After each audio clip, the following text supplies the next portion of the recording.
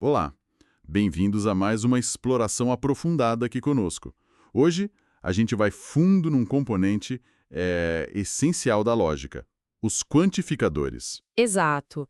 Aquelas palavrinhas, né? Todo, algum, nenhum. Usamos o tempo todo, mas a lógica precisa dar um tratamento rigoroso para elas. Justamente. E para essa análise, estamos nos baseando no capítulo 4, Quantificadores, do livro Filosofia das Lógicas, da Susan Haack. Isso. Nossa missão aqui é desvendar o que são, como a lógica formal interpreta esses todos e alguns, e o mais intrigante, as consequências filosóficas disso tudo. Principalmente no que a gente considera que existe, né? A famosa ontologia. Vamos ver como Haack nos guia por Frege, Quine. São nomes pesados na área. Vai ser interessante. E talvez um ponto de partida simples. Como a lógica formaliza essas palavras que parecem tão básicas no dia a dia? Quais são os quantificadores padrão que Haack apresenta? Bom, basicamente temos dois principais. O quantificador universal, que a gente simboliza com E, com X ou vai X.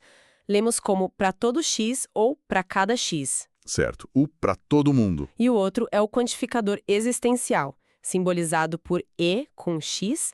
Lemos como existe algum X ou, para ser mais precisa, existe pelo menos um X. Ok, para todo e existe pelo menos um. E logo de cara, Haack já faz uma distinção importante sobre as variáveis, esse X, né? Ligadas e livres. Sim, isso é fundamental. Uma variável está ligada quando ela está, digamos, sob o controle dentro do escopo de um quantificador. Por exemplo, em existe x, fx. Existe algo que é F. Isso, o x aí está ligado pelo existe x.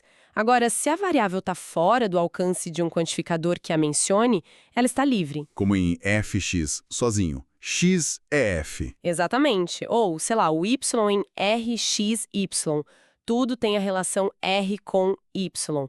O X está ligado, mas o Y está livre. Isso faz diferença para o tipo de sentença que a gente tem, as abertas e fechadas. Totalmente. Uma sentença aberta, como X, fx, tem pelo menos uma variável livre. Ela não é nem verdadeira nem falsa por si só, né? Depende do que a gente coloca no lugar do X. Faz sentido. Já uma sentença fechada não tem nenhuma variável livre, como xfx, tudo é f, ou existe xfx, algo é f. Essas, sim, podem ser verdadeiras ou falsas. O quantificador basicamente fecha a sentença ao capturar a variável livre. Entendi.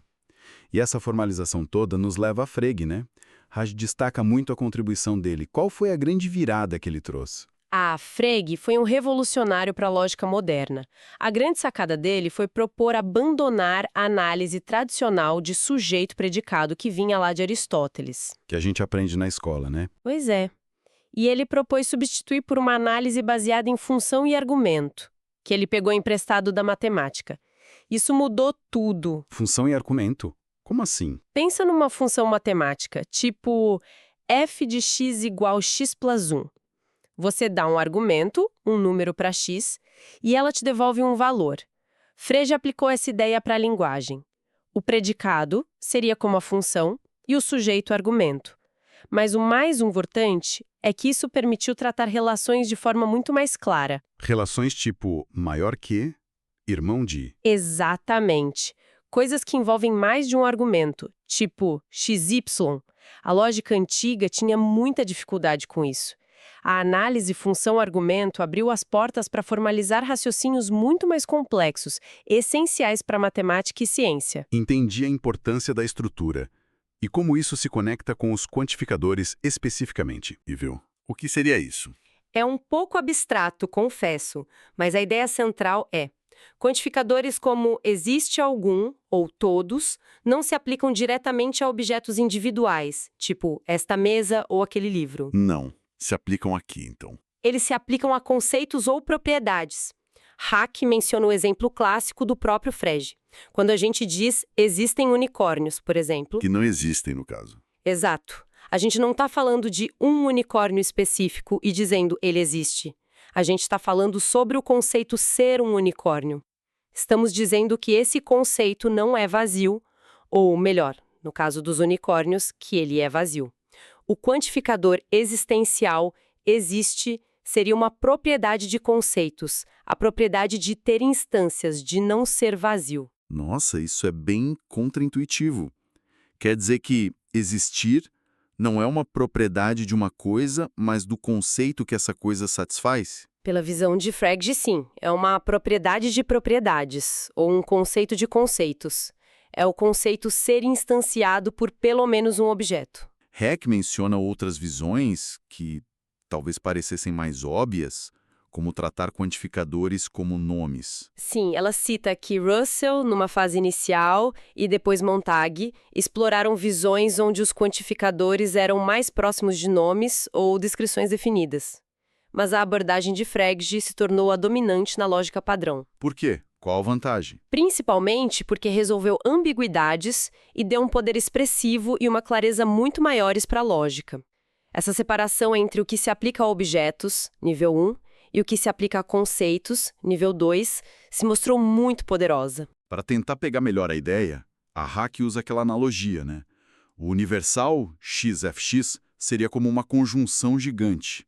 Fá, FB, FC, AND, para todas as coisas A, B, C do universo. Isso. E o existencial FX seria como uma disjunção gigante. FA, OR, FB, OR, FC, OR, etc. Ajuda a visualizar. Ajuda, mas tem um problema sério aí, que Hack aponta logo de cara. Qual? Essa analogia só funciona direitinho se o nosso universo, o domínio sobre o qual o X varia, for finito. Se só existissem, sei lá, 3 coisas no mundo, A, B, C, aí sim, XFX seria exatamente a mesma coisa que Fá, FB, FC. Ah, claro. Mas e se o domínio for infinito? Tipo os números naturais? Exato. Aí não dá para escrever uma conjunção ou disjunção infinita. Aquele etc. vira um problema. Ele é essencial, mas não serve para uma definição lógica rigorosa. Entendi. A analogia mostra seus limites bem rápido. Pois é. E essa limitação mostra que a gente precisa de algo mais. Precisamos de interpretações mais gerais e robustas para o que X e X realmente significam. É aí que a discussão filosófica esquenta de verdade e Heck entra nas 2 grandes interpretações. Certo. Se a analogia não basta, quais são essas interpretações formais principais? Heck foca em 2 que marcaram o debate: a interpretação objetual e a substitucional. Objetual e substitucional. Vamos começar pela objetual. Parece mais óbvia. Talvez seja mais intuitiva no começo. Na interpretação objetual, os quantificadores e suas variáveis se referem diretamente a objetos num certo domínio D.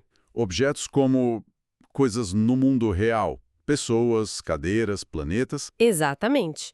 Coisas, entidades, indivíduos. O que quer que esteja nesse domínio D que a gente definiu. Nessa visão, XFX significa: para cada objeto X que existe no domínio D, a propriedade F vale para esse objeto. E o existencial. E o existencial? FX significa: existe pelo menos um objeto X no domínio D, tal que a propriedade F vale para ele.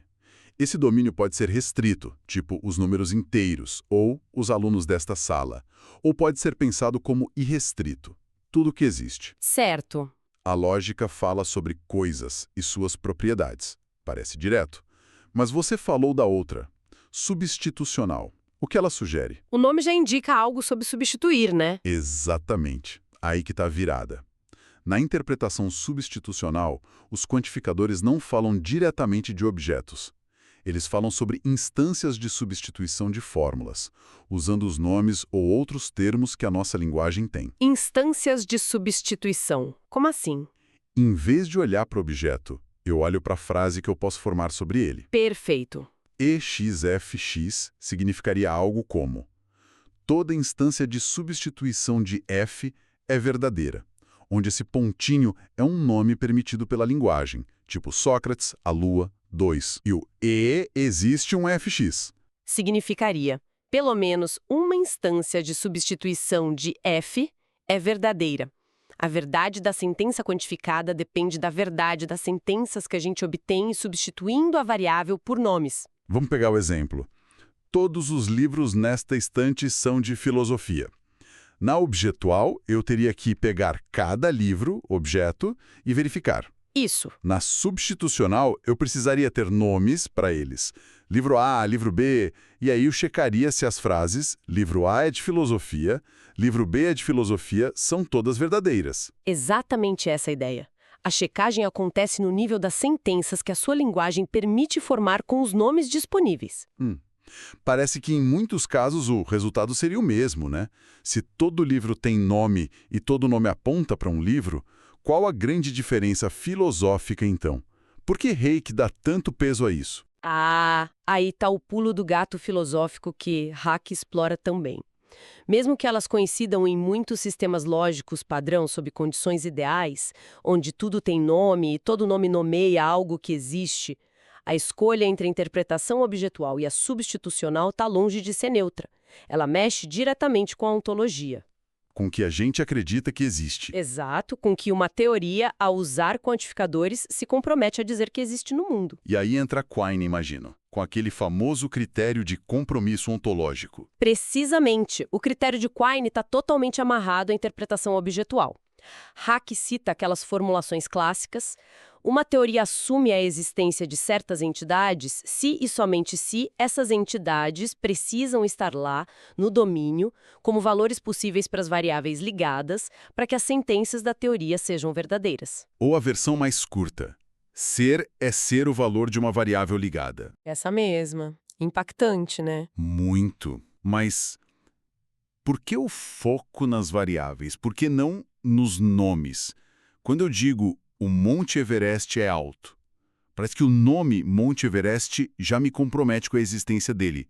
Por que ele acha variável ligada mais fundamental? Ótima pergunta. Isso vai no coração do argumento de Quine, como Hayek a apresenta. Quine defendia que nomes próprios e outros termos singulares, tipo o atual rei da França, são, em princípio, elimináveis da linguagem lógica formal. Elimináveis? Como assim? A ideia é um pouco técnica, mas o conceito é forte.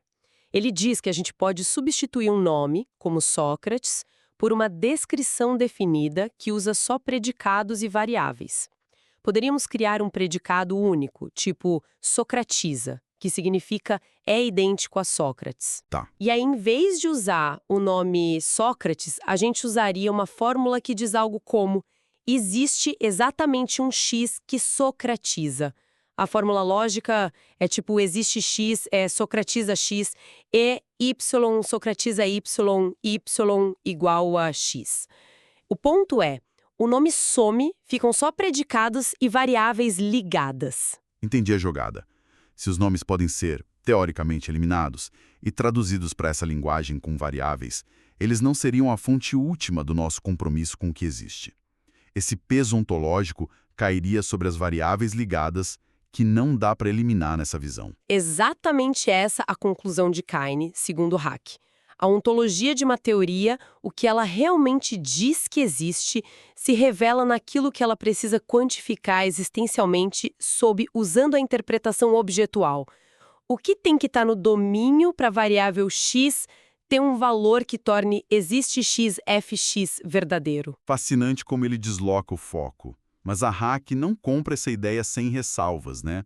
Ela aponta problemas com essa história da eliminabilidade dos nomes. Sim, ela levanta críticas importantes. Uma delas é sobre a própria estratégia de eliminação. Aquele predicado inventado, Socratiza, a gente define como, informalmente a gente diz, significa ser idêntico a Sócrates. Ou seja, parece que a gente usa o próprio nome para explicar o predicado que vai eliminá-lo. Parece um pouco circular, né? Exato. Será que essa eliminação realmente prova que os nomes são ontologicamente relevantes? Se a definição do substituto depende deles, é um ponto que a Hayek acha que enfraquece o argumento. Faz sentido? E qual a outra crítica que ela menciona? A outra é ainda mais, digamos, radical em relação à lógica de Quine. A Hayek pergunta, ok, se a eliminabilidade de uma expressão, o nome, justifica tirar o peso ontológico dela, o que acontece se a gente pensar que os próprios quantificadores podem ser eliminados em alguns sistemas lógicos alternativos? Os quantificadores eliminados. Como? Ela menciona a lógica combinatória, por exemplo, onde se usam outros operadores primitivos e os quantificadores podem ser definidos a partir deles, ou até dispensados. Se os codificadores podem ser eliminados em favor de outra coisa, a mesma lógica de Quine não deveria diminuir a importância ontológica deles também? Uau! Isso abala o critério ser é ser o valor de uma variável ligada, se a própria variável ligada pudesse ser redefinida ou eliminada. Exatamente. Coloca em xeque se as variáveis quantificadas são mesmo esse lugar privilegiado e final da ontologia que Quine queria. Muita coisa para pensar aí. Mas, voltando ao Quine como Hack o apresenta. Para ele, a interpretação objetual é a chave, e o trabalho filosófico passa a ser analisar nossas teorias e ver o que realmente precisa existir para elas serem verdadeiras e o que pode ser só um jeito de falar, que pode ser parafraseado. Isso. Hack cita o exemplo do Morton White. Em vez de dizer há uma possibilidade de que chova, que parece criar uma coisa chamada possibilidade, podemos dizer que chova não é certamente falso. A gente evita reificar a possibilidade. É impressionante como essa escolha técnica na lógica reverbera tão fundo na metafísica. Mas e a alternativa? A interpretação substitucional. Se ela não foca nos objetos, o que acontece com a ontologia? Ela ignora o que existe? Não ignora, mas ela muda o foco da questão ontológica, como Hack explica. Em vez de perguntar quais objetos precisam existir, a pergunta vira: quais nomes ou termos a gente permite usar na nossa linguagem para fazer as substituições e o que esses nomes significam? Então o compromisso ontológico vai depender das regras da linguagem que a gente está usando. Exato. Depende de quais nomes são considerados válidos para substituir as variáveis. Se a nossa linguagem só permite nomes que a gente sabe que se referem a coisas existentes... Tipo a Terra, o número 2. Isso. Aí, a interpretação substitucional ainda carrega um compromisso com a existência. Para validar um teorema lógico básico como existe x, fx ou não fx, algo ou tem a propriedade f ou não tem. A gente precisaria ter pelo menos um nome na linguagem, digamos A, que nomeie algo real, para que a substituição FA ou não FA seja verdadeira. Mas o ponto-chave é que ela poderia permitir nomes que não se referem a nada no mundo real, tipo Pégaso, Sherlock Holmes. Exatamente. Se a gente permitir nomes como Pégaso como substituendos válidos num certo contexto, ao falar de mitologia, por exemplo, aí uma sentença como existe X, X voa, poderia ser verdadeira substitucionalmente. Mesmo que Pégaso não exista objetualmente. Sim, porque a instância de substituição, Pégaso voa, seria considerada verdadeira dentro daquele sistema de discurso. Isso dá uma flexibilidade ontológica que a interpretação objetual mais rígida não tem. Interessante. Permite falar sobre ficção, talvez, sem se comprometer com a existência literal daquilo. Pode ser uma aplicação. Hack menciona que Quine achava isso uma fuga deplorável da responsabilidade metafísica. Mas ela mesma sugere que essa flexibilidade tem suas vantagens em outras áreas da lógica. É um problema sério, técnico-filosófico. A interpretação substitucional pode falhar se a nossa linguagem não tiver nomes para tudo aquilo sobre o qual a gente quer quantificar. O exemplo clássico são os números reais. Os números reais, por quê? Acredita-se, matematicamente, que existem mais números reais do que nomes possíveis em qualquer linguagem finita ou até infinitamente enumerável que a gente consiga construir. É uma infinidade maior. A questão dos infinitos não enumeráveis. Isso. Se não temos nomes para todos os números reais, como é que a quantificação substitucional pode dar conta de uma afirmação como para todo número real x? Ela parece inerentemente limitada, não cobriria todo o domínio. Entendi. Se a verdade depende dos nomes e faltam nomes, a interpretação fica incompleta. E Reik menciona um outro problema, sobre sistemas lógicos. Ela também não funciona bem em sistemas lógicos que são formulados sem termos singulares. Se a lógica só usa predicados e quantificadores, não tem nomes ou descrições para fazer a substituição. Aí a interpretação substitucional simplesmente não se aplica. Ok, limitações claras. Mas onde ela se destaca? Onde essa flexibilidade ontológica que você mencionou vira uma vantagem real segundo Reiki? Reiki destaca principalmente duas áreas onde a substitucional parece oferecer saídas elegantes para problemas que complicam a interpretação objetual quiniana: a lógica modal e a lógica de segunda ordem. Lógica modal. Necessidade e possibilidade. Como a substitucional ajuda aí? A interpretação objetual da lógica modal quantificada leva a dores de cabeça filosóficas como o tal do essencialismo que Quine detestava. Se a gente diz objetivamente, existe um objeto X que é necessariamente maior que 7, Quine perguntaria: que objeto? o número 9. Exato. Mas 9 também é o número de planetas. Bom, era. E o número de planetas não é necessariamente maior que 7. Parece que a necessidade gruda na descrição, não no objeto em si. É o problema dos nomes e descrições de novo. Pois é. A interpretação substitucional, defendida por Ruth Barkan Marcus e discutida por Reiki, contorna isso. Lendo existe um L, x7, substitucionalmente, isso significa só: alguma instância de substituição de LX7 usando um nome permitido é verdadeira. E, de fato, L97, necessariamente 9 é maior que 7, é verdadeira na aritmética. Ah, então não precisamos achar um objeto com uma propriedade essencial misteriosa. Não. A verdade está na instância linguística L97, que é um teorema matemático, evita o essencialismo ontológico. Inteligente. E na lógica de segunda ordem, qual a vantagem lá? A lógica de segunda ordem é aquela superpoderosa que permite quantificar não só sobre indivíduos, XY, mas também sobre propriedades, FG, ou até proposições, PQ. Tipo, existe alguma propriedade F que Sócrates tem? Existe F Sócrates. Isso. Ou, para toda proposição P ou não P é verdadeiro. AP, P ou não P é verdadeiro. O problema é que na interpretação objetual, isso parece nos obrigar a acreditar que existem coisas chamadas propriedades e proposições flutuando por aí, como valores para essas variáveis FP. O platonismo que Quine rejeitava. Exatamente. O nominalista, como Quine, não quer aceitar esse universo de entidades abstratas. A interpretação substitucional oferece uma saída de novo. Como? Significaria algo como: existe algum predicado na nossa linguagem, tipo é sábio, tal que a sentença A é sábia é verdadeira.